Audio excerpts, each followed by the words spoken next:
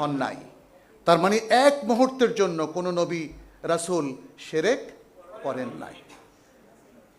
তারপরেও আল্লাহ সুবহানাহু ওয়া তাআলা সকল নবী রাসূলকে উদ্দেশ্য করে কি বললেন দেখেন, সূরা জুমারের 65-66 নম্বর আয়াত। আল্লাহ বলছেন, ওয়ালাকাদ উহিয়া ইলাইকা ওয়া ইলাল্লাযিনা মিন ক্বাবলিকা লাইন আশরাকতা লায়াহবাতান্না আমালুকা ওয়া লা তাকুনান্না মিনাল খাসিরিন ফা'বুদ ওয়া কুম বালিল্লাহ ফা'বুদ ওয়া কুম মিনাশ শাকিরিন।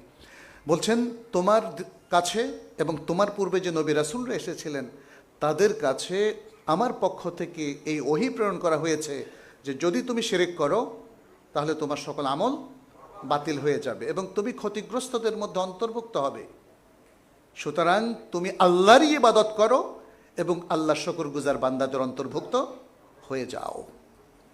তাহলে এখানে একটা জিনিস লক্ষণীয় যে যেই নবীদেরকে আল্লাহ তৌহিদের জন্য পাঠিয়েছেন এবং তৌহিদের উপরেই তারা ছিল, এটা কল্পনাই করা যায় না যে তারা তৌহিদের থেকে বিচ্ছিন্ন হয়েছেন, তাদেরকেও আল্লাহ তাআলা এই সতর্কবাণী দিয়েছেন যেন এক মুহূর্তের জন্য তারাও শিরকের সাথে লিপ্ত না হয়।